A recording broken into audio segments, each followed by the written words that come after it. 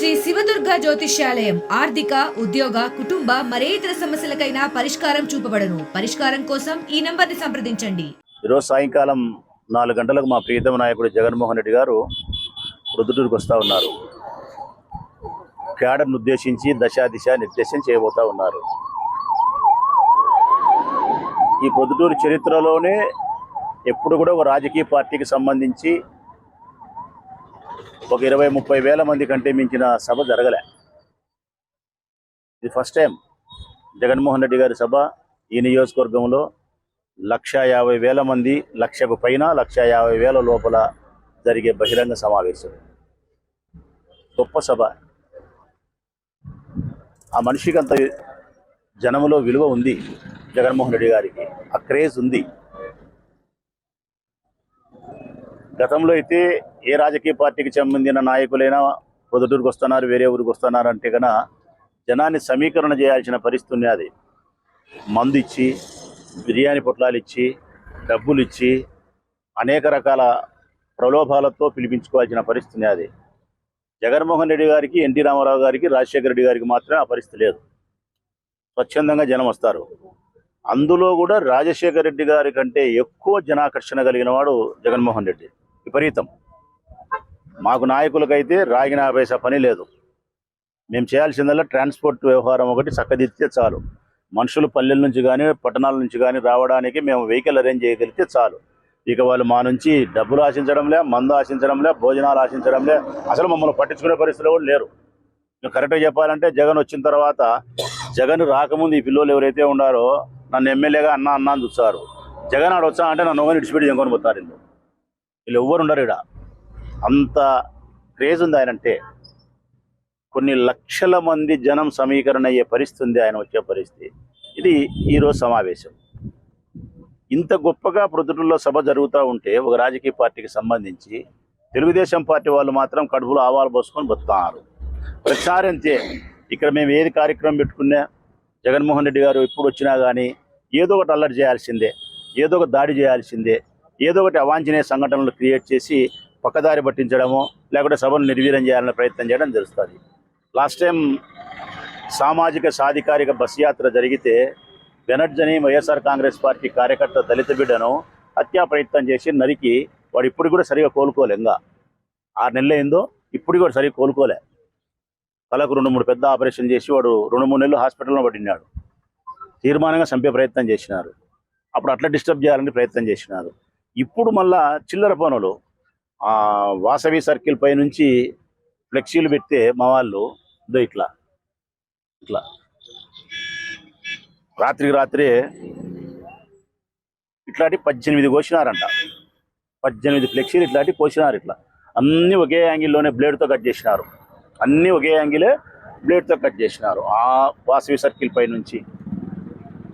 దీనివలన ఏం లాభం వస్తుంది వాళ్ళకు? ఇట్లా ఫ్లెక్సీలన్నీ చించుకుంటా పోతే ఒక గొడవ వాతావరణాన్ని క్రియేట్ చేయాలనే వైఎస్ఆర్ కాంగ్రెస్ పార్టీ కార్యకర్తల్లో, యువకులలో ఒక కోపాన్ని తెప్పించి గొడవల వాతావరణం క్రియేట్ చేయాలనే సభను అంతరాయం పట్టించాలని. ఇవన్నీ వరదరాజిరెడ్డి గారికి తెలిసి జరిగినాయా తెలియక జరిగినాయా నాకు తెలియదు, కానీ చేసినది మాత్రం వరదరాజిరెడ్డి మనుషులే, పక్క తెలుగుదేశం పార్టీ మనుషులే. ఇంకా తెలుగుదేశం పార్టీ మనుషులు కాకుండా ఇంకా సామాన్య ప్రజలకు ఏమైనా ఫ్లెక్సీలు కోసే అవసరం ఉంటుందే? అది పోనీ మేము కోసుకునే దానికి మాకేమైనా అవసరం? మా సభను మేము గబ్బు పట్టించుకునే దానికి మాకు అవసరం ఉందే? వాళ్ళు అట్లా కూడా మాట్లాడతారు. అబద్ధాలు చెప్పడంలో తెలుగుదేశం పార్టీని మించిన వాళ్ళే లేరు. మేము ఇంత డబ్బులు పెట్టి దీనికి 5,200 రూపాయలు గవర్నమెంట్ కట్టి, మేము లెక్క 5,000 పెట్టి 10,000 రూపాయలు పెట్టి కట్టుకొని తీరా జగన్ వచ్చే ముందు కోసుకొని ఎంత అట్లా గలీజ్గా చూసేదానికి అసహ్యకరంగా కనిపించే పరిస్థితుల్లో ఎట్లా పెట్టుకుంటాము? ప్రజలు ఎందుకు వస్తారు? ఇంకా కోసేది మాకు సరిపోని వాళ్ళు ఎవరు? తెలుగుదేశం పార్టీనే, వరదాడి మనుషులే. నేను వరదరాడికి తెలిసి చేయించినాడని చెప్పి చెప్పడంలే. తెలిసి చేయించినా తెలియక చేయించినా కానీ చేసినది మాత్రం నీ మనుషులే, వరదరాడి మనుషులే. అప్పుడు బెనర్జీ నరికినది తెలుగుదేశం పార్టీ మనుషులే. ఇంకా ప్రతిసారి ఇట్లా ఏదో ఒకటి చేస్తానన్నారు. నేను అధికారులకు విజ్ఞప్తి చేసేది, ప్రజలకు విజ్ఞప్తి చేసేది ఒకటే మాటే. ఇటువంటి అవాంఛనీయ సంఘటనలు ఎందుకు చేస్తున్నారు, దేనికి చేస్తున్నారు, వాళ్ళ మానసిక ప్రవృత్తి ఏందనేది ప్రజలను గమనించమని కోరుతా ఉన్నా. ఇటువంటి చర్యలు చేసే వాళ్ళను కట్టడి చేయాల్సిన బాధ్యత పోలీసులపై ఉంది. ఎన్నికల కమిషన్ కూడా దృష్టి సారించాల్సిన అవసరం ఉందని మాత్రం చెప్తా ఉన్నా. ఇది ఒకవైపు. ఇంకో 2 రోజుల క్రితం 3 రోజుల క్రితం నుంచి ఇంకొక కోణం జరుగుతూ ఉంది. బంకచెన్నాయపల్లి చిన్న గ్రామం, 325 ఓట్లు ఉన్నాయి. అక్కడ రాజేష్ అని మా పార్టీ కార్యకర్త నాయకుడు. ఆ పిల్లోనికి ఫోన్ చేసి, రాఘవరెడ్డి నువ్వు ఏజెంట్గా కూర్చోకూడదని బెదిరిస్తాడు. నువ్వు ఏజెంట్గా కూర్చోకూడదు, నేను కూర్చుంటా అన్నా. మా పార్టీ అధికారం లేకొచ్చు, అది వచ్చిన తర్వాత నీకు అదే చూస్తాం రా కొడక. నక్కల్దిన సుబ్బారెడ్డి మీద ఒత్తిడి చేస్తారు. కామనూరు నక్కల్దిన మీద సుబ్బారెడ్డి మీద ఒత్తిడి చేసి అందరూ మా సైడ్ తిరుగుతున్నారు, నువ్వు కానీ అవతల పక్క కూర్చుంటున్నావు, కూర్చోకూడదు, నీకు అంతా తేలుస్తాం, అట్లా ఇట్లా నీ భూములు కాదు ఇబ్బందులు పెడతాం, ఇంకోటి ఇబ్బందులు పెడతామని ఆ నక్కల్దిన సుబ్బారెడ్డి మీద తీవ్రమైన ఒత్తిడి చేసి మానసిక క్షోభకు గురి చేస్తున్నారు.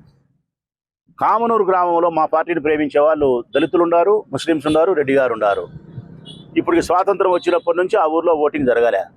దేశమందరికీ స్వాతంత్రం వచ్చింది, ప్రొద్దుటూరు అందరికీ స్వాతంత్రం వచ్చింది, కామనూరు ప్రజలకు మాత్రం స్వాతంత్రం రాలే. అడగా బానిస బతుకులు బతుకుతున్నారు పాపం వాళ్ళు. వరదరాజరెడ్డి గారు పుణ్యం అని ఎప్పుడు మీరే రిగ్గింగ్ చేసుకుంటున్నారు. ఏ రోజన్నా ప్రజల చేత ఓటు ఇచ్చినారా? దానికి సమాధానం చెప్పమంటే కల్లిబొల్లి మాటలని చెప్తారు. ప్రజలకు మేమంటే అభిమానం అంటాం. ప్రజలకు అభిమానం అయితే ఓటు వేస్తే నీకు రావాలా, ఓటు నువ్వు వేసుకోకూడదు. ప్రజలకు నీ మీద అభిమానం ఉందని చెప్పి ప్రజల ఓటు నువ్వు వేసుకుంటావా? ప్రజల భూమి నువ్వు తింటావా? ప్రజల పని నువ్వు చేస్తావా? ఎవరి పని వాళ్ళు చేయాలి కదా. మళ్ళీ 14 లేచిన నుంచి చిలకపలుకులు మాట్లాడతాడు. ప్రజాస్వామ్యం ప్రజాస్వామ్యం ప్రజాస్వామ్యం. మిలిటరీ వాళ్ళు ఆడ సోల్జర్స్ ఉన్నారు, హిమాలయ పర్వతాల కాయలు కచ్చన్నారు, వాళ్ళ పుణ్యాన్ని మనం బతున్నామని పెద్ద పెద్ద మాటలు చెప్తావు. నీ ఊర్లో ప్రజాస్వామ్యం చచ్చిపోయింది. నీ ఊర్లో ఓటకు వినియోగించుకోలేని పరిస్థితుల్లో పెట్టినావు. చేతనైతే రేపొద్దున ఎలక్షన్లకు ప్రజాస్వామ్యబద్ధంగా ఎన్నికలు జరుపు. మరి ధైర్యం ఉంటే నీకు ఎక్కువ వచ్చాయి, వైఎస్ఆర్ కాంగ్రెస్ పార్టీకి ఎక్కువ వచ్చాయి చూస్తాము. బంకచెన్నాయపల్లిలో బెదిరించివి నీ తమ్ముడు రాఘవరెడ్డి, నీ కొడుకు కొండారెడ్డి ఏమో కామనూరు నక్కల్దినలో బెదిరించారు. కామనూరులో మీరు బెదిరిస్తున్నారు. రేణుకాని మా పాపను భద్రం రేపొద్దున ఏజెంట్ కూర్చుంటే నీ మూడు నీ గత రాండి, మనం మాట్లాడుకున్నాం, మనం ఒకటి రాండి మాట్లాడుకున్నాం, మాట్లాడుకునేదాన్ని మీరు రాకపోతే మీ గత తేలుస్తాం అని నయము భయము స్వయము అన్ని పెట్టి ప్రలోభాలు. ఒక చోట 500 ఓట్లు, ఒక చోట 300 ఓట్లు, 500 ఓట్లు ఉంటే చిన్న చిన్న ఓట్లకు కూడా బెదిరించుకొని రిగ్గింగులు చేసుకోవాలని ప్రయత్నం చేసే పరిస్థితిలోకి మీరు వచ్చినారు. మీరు ఈ ప్రొద్దుటూరు నియోజకవర్గంలో వరదరాజిరెడ్డి ఫ్యామిలీ రాజకీయాలు ఉన్నంతసేపు హింస పెరిగేదానికి ఆస్కారం ఉంది, ప్రజాస్వామ్యం చచ్చిపోయేదానికి ఆస్కారం ఉంది. కవ్వింపు చర్యలు చేయడం కానీ, దాడులు చేయడం కానీ, రిగ్గింగులు చేసుకోవడం కానీ, ఎన్నిక కావడానికి ఎన్ని అక్రమమైన మార్గాలు ఉన్నాయో అన్ని అక్రమమైన మార్గాలు అవలంబించే మనస్తత్వం కలిగిన వాడు వరదరాజిరెడ్డి. ఇది స్పష్టంగా నేను అధికారులకు చెప్తానా, ప్రజలకు చెప్తానా, ఈ వ్యత్యాసాన్ని గమనించమని ప్రజలకు చెప్తా ఉన్నా. నేను నోటితో సమాధానం చెప్తారు అబద్ధాల వల్ల, రిగ్గింగులతో సమాధానం చేస్తారు మోసాల వల్ల. మేము మిమ్మల్ని అడిగేది ఒకటే, వీళ్ళ నోటితో చేసేదానికి కానీ, వీళ్ళ చేతితో చేసే దౌర్జన్యానికి కానీ అన్నిటికీ సమాధానం మీరు ఓటుతో సమాధానం చెప్పమని ప్రజలు నేను విజ్ఞప్తి చేస్తూ, నేను సాధ్యమైనంత వరకు 101% ఓర్పునే పట్టగలుగుతా, ప్రజాస్వామ్యబద్ధంగానే ప్రయాణం చేయగలుగుతా, జరిగే ప్రతి పరిణామాన్ని మీకు చెప్పగలుగుతా. మీ ద్వారా ఓటు ద్వారానే వారిని సమాధి కట్టే ప్రయత్నం చేస్తా. మరిన్ని వీడియోస్ కోసం ఛానల్ ని సబ్స్క్రైబ్ చేయండి, లేటెస్ట్ అప్డేట్స్ కోసం వాట్సాప్ ఛానల్ ని ఫాలో చేయండి అండ్ లింక్ డిస్క్రిప్షన్ లో ఉంది.